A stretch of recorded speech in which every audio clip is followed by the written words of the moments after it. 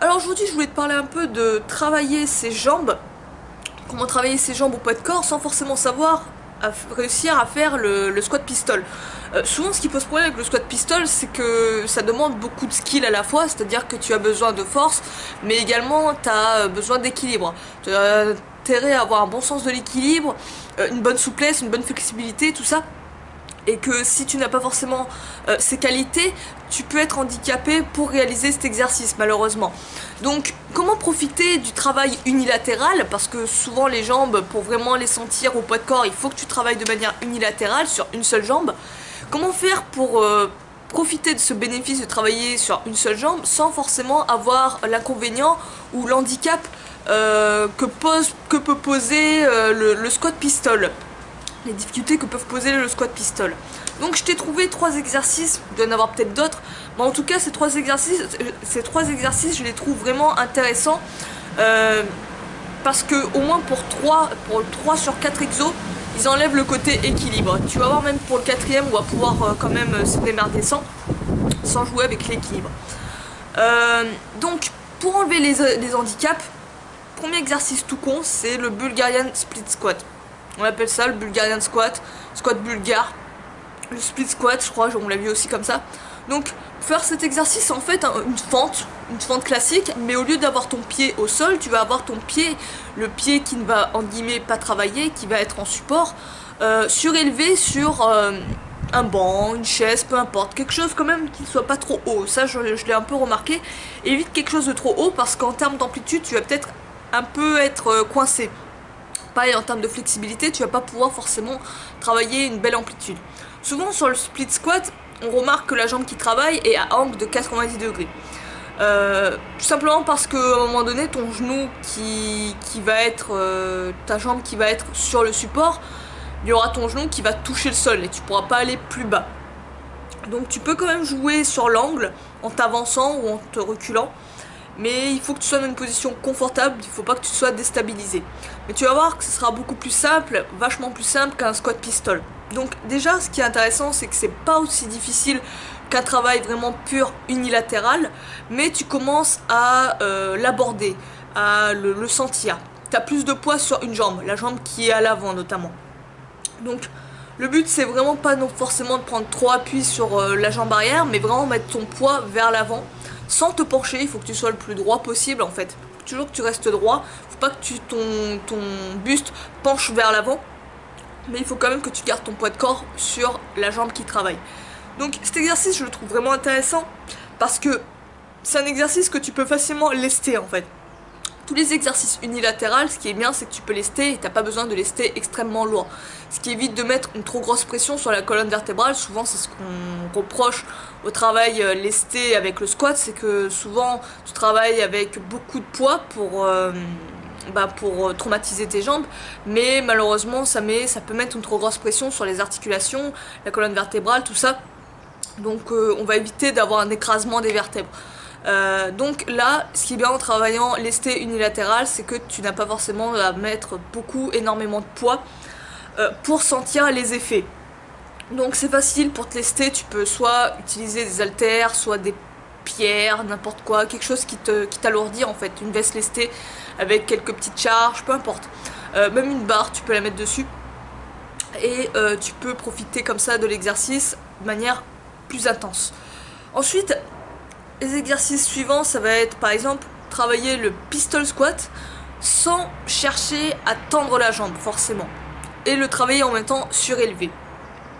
Souvent ça va être une variante, un exercice de transition avant de travailler le pistol squat, mais ce qui est bien, c'est que tu profites des effets du pistol squat sans forcément acquérir toutes les compétences pour les réussir parfaitement, sans avoir besoin de flexibilité, sans avoir forcément besoin d'équilibre.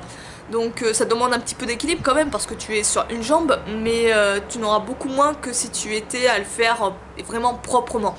Donc là, l'idée, je t'invite à te surélever, à te faire ton squat pistol sur un banc, n'importe quoi, te surélever.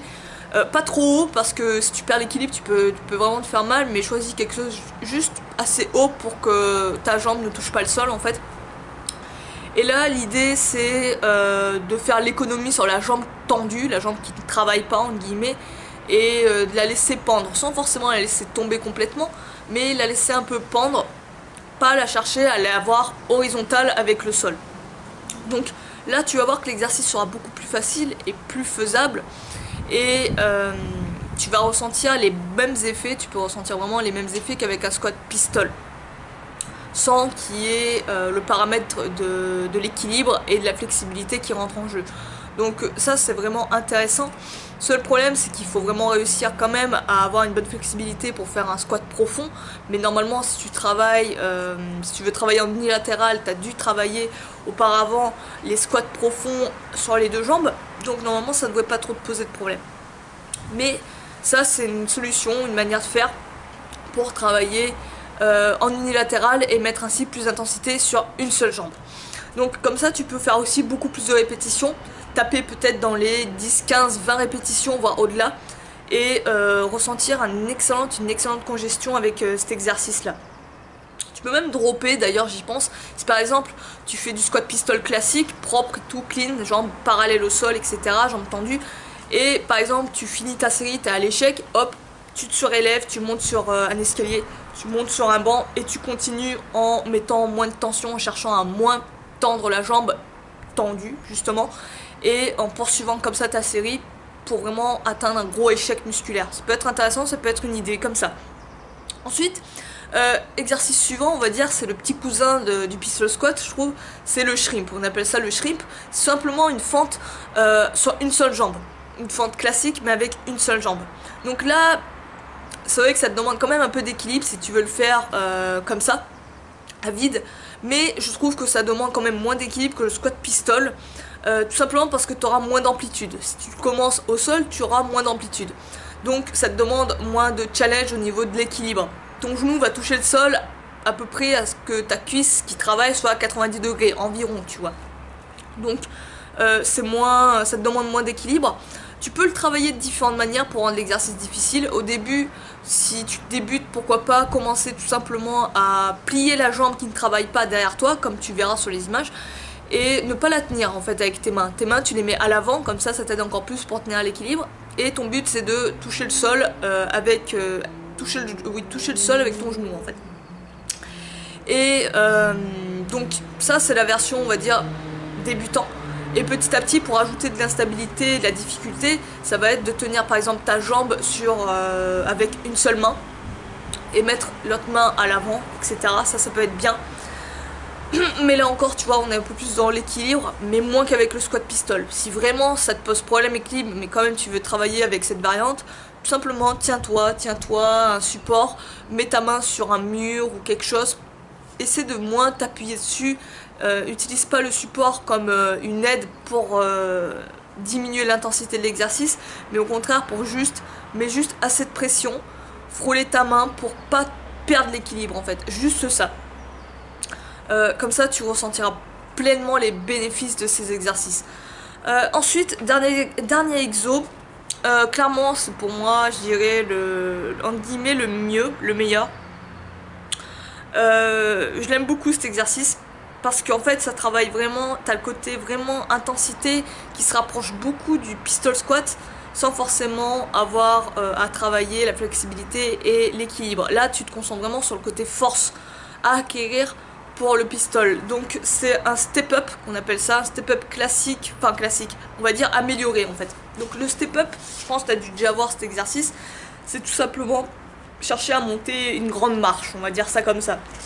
Mais là, en fait, tu verras souvent quand on fait le step up, le problème c'est que on va chercher à mettre la pointe de pied qui sera au sol, s'appuyer sur cette pointe de pied pour remonter. L'exercice est drastiquement diminué en intensité en faisant ça. Tu t'aides beaucoup de la jambe d'appui, et la jambe qui est censée travailler, qui est sur la marche, qui est sur une haute marche, une grande marche, elle a beaucoup moins d'intensité. Ta jambe d'appui t'aide trop en fait, en le faisant de manière classique. Donc souvent c'est considéré comme un exercice de débutant, un exercice plus d'endurance, tu vois, et pas tant un exercice de force. Moi je vais te proposer une variante où ça va être beaucoup plus intense, et où tu vas vraiment mettre l'accent exclusivement sur la jambe qui travaille, du moins à 99% en fait. Donc pour ce faire, tout simplement en fait, c'est au lieu de chercher à prendre appui sur la plante des pieds, tu vois, d'utiliser ton mollet en fait, c'est ça le truc, c'est qu'en prenant appui sur la plante des pieds, c'est que tu utilises ton mollet comme un petit rebond pour initier le mouvement, c'est beaucoup plus facile. Au lieu de travailler à chercher à faire ça, l'idée c'est de vraiment chercher exclusivement à travailler sur la jambe qui est sur la marche, qui est en haut du support, et quand tu t'abaisses, à pas prendre appui sur la plante, mais au contraire sur le talon, et à frôler le sol, à vraiment prendre le moindre appui possible, juste ce qu'il faut pour pas être en échec, mais vraiment le strict minimum. À un moment donné, tu verras que carrément, tu n'auras même plus besoin de prendre appui sur le sol et que directement tu arriveras à remonter. Mais là, ça sera une variante un peu plus avancée. En faisant ça, en prenant appui sur le talon, vraiment chercher le talon, juste le talon, en faisant une flexion en fait de ton pied en fait. Tu vois, en activant, on appelle les muscles à l'avant du tibia, les tibialis, en les activant, tu vas décoller ta plante de pied du sol et tu vas vraiment chercher juste à être en appui sur le talon, juste ce qu'il faut avant de remonter. Et tu vas voir que là clairement ça va être un autre exercice avec une toute autre difficulté.